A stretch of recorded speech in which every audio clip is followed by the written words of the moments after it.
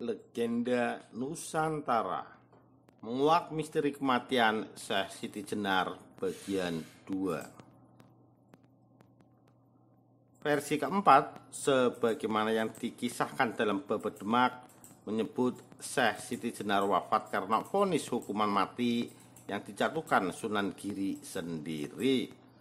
Menurut Babad ini, Syekh Siti Jenar meninggal bukan karena kemauannya sendiri atau dengan kesaktiannya dia dapat menemui ajalnya, melainkan karena dibunuh oleh Sunan Giri. Keris ditusukkan hingga tembus ke punggung dan mengucurkan darah berwarna kuning. Setelah mengetahui bahwa suaminya dibunuh, istri Syekh Siti Jenar menuntut bela kematian itu kepada Sunan Giri. Sunan Giri menghiburnya dengan mengatakan bahwa bukan dia yang membunuh Syekh Siti Jenar, tetapi suaminya itu mati atas kemauannya sendiri. Diberitahukan juga bahwa Syekh Siti Jenar kini berada di dalam surga. Sunan Giri meminta dia melihat ke atas, dan di sana dia melihat suaminya berada di surga, dikelilingi bidadari yang agung, duduk di singgasana yang berkilauan. Kematian Syekh Siti Jenar dalam versi ini juga dikemukakan Babad Jawa yang disadur oleh S. Santoso dengan versi sedikit berbeda. Dalam babad ini disebutkan bahwa Syekh Siti Jenar terbang ke surga, tetapi badannya kembali ke masjid. Para ulama takjub karena dia dapat terbang ke surga, namun kemudian marah karena badannya kembali ke masjid. Melihat hal yang sedemikian, Sunan Giri kemudian mengatakan bahwa tubuhnya harus ditikam dengan sebuah pedang, kemudian dibakar. Syekh Maulana kemudian mengambil pedang dan menikamnya ke tubuh Syekh Siti Jenar, tetapi tidak mempan. Syekh Maulana bertambah marah dan menuduh Syekh Siti Jenar berbohong atas pernyataannya yang menegaskan bahwa dia rela mati. Syekh Siti Jenar menerima banyak tikaman dari Syekh Maulana, tetapi dia terus berdiri. Syekh Maulana kian gusar dan berkata, "Itu luka orang jahat, terluka tapi tidak berdarah." Dari luka-luka Syekh Siti Jenar itu seketika keluar darah berwarna merah. Syekh Maulana berkata lagi, "Itu luka orang biasa, bukan kaulo Gusti, karena darah yang keluar berwarna merah." Dari merah yang mengucur itu seketika berubah berwarna putih. Syekh Maulana berkata lagi, "Ini seperti kematian pohon kayu, keluar getah dari lukanya. Kalau insan kamil, betul tentu dapat masuk surga dengan badan jasmaninya. Berarti kalau Gusti tidak terpisah." Dalam sekejap mata, tubuh Syekh Siti Jenar pun hilang dan darahnya sirna. Syekh Maulana kemudian membuat muslihat dengan membunuh seekor anjing, membungkusnya dengan kain putih dan mengumumkan kepada masyarakat bahwa mayat Syekh Siti Jenar telah berubah menjadi seekor anjing disebabkan ajarannya yang bertentangan dengan syariat. Anjing itulah yang kemudian dibakar. Beberapa waktu setelah peristiwa itu, para ulama didatangi oleh seorang pengembala kambing yang mengaku sebagai murid Syekh Siti Jenar. Dia berkata, "Saya dengar wali telah membunuh guru saya, Syekh Siti Jenar. Kalau memang demikian, lebih baik saya juga Tuhan bunuh. Sebab saya ini juga Allah yang mengembalakan kambing." Mendengar penuturannya itu, kemudian Syekh Maulana membunuhnya dengan pedang yang sama dengan yang digunakan untuk membunuh Syekh Siti Jenar.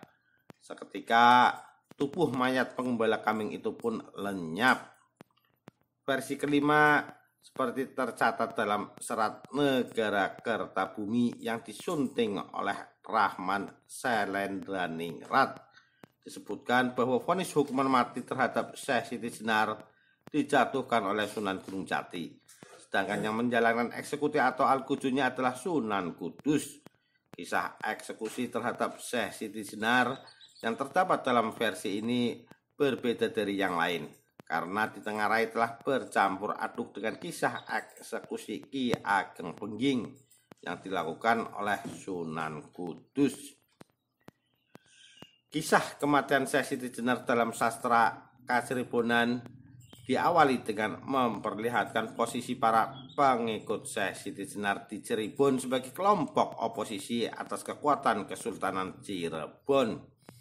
Sejumlah tokoh pengikutnya pernah berusaha untuk menduduki tahta, tetapi semuanya menemui kegagalan. Tatkala Pengging dilumpuhkan, Syekh Siti Jenar yang pada saat itu menyebarkan agama di sana kembali ke Cirebon, diikuti oleh para muridnya dari Pengging. Di Cirebon, kekuatan Syekh Siti Jenar menjadi semakin kokoh. Pengikutnya meluas hingga ke desa-desa. Setelah Setatu Kafi meninggal dunia, Sultan Cirebon menunjuk Pangeran Punjel. Setelah Sultan Cirebon meninggal dunia, Sultan Cirebon menunjuk Pangeran Punjangan untuk menjadi guru agama Islam di Padepokan Amparan Jati. Pangeran Punjungan bersedia menjalankan tugas yang diembankan Sultan kepadanya. Namun, dia tidak mendapatkan murid di sana karena orang-orang telah menjadi murid Syekh Siti Jenar. Bahkan, Panglima Bala Tentara Cirebon bernama Pangeran Sarbon lebih memilih untuk menjadi murid Syekh Siti Jenar. Dijaga oleh muridnya yang banyak, Syekh Siti Jenar merasa aman tinggal di Cirebon Girang. Keberadaan Syekh Siti Jenar di Cirebon terdengar oleh Sultan Demak. Sultan kemudian mengutus Sunan Kudus disertai 700 orang prajurit ke Cirebon. Sultan Cirebon menerima permintaan Sultan Demak dengan tulus, bahkan memberi bantuan untuk tujuan itu. Langkah pertama yang diambil Sultan Cirebon adalah mengumpulkan para murid Syekh Siti Jenar yang ternama, antara lain Pangeran Sarbon, para Kiai Geng, Ki Palumba, Dipati Cangkuang, dan banyak orang lain di istana Pangkuangwati. Selanjutnya, bala tentara Cirebon dan Demak menuju Padepokan Syekh Siti Jenar di Cirebon Girang.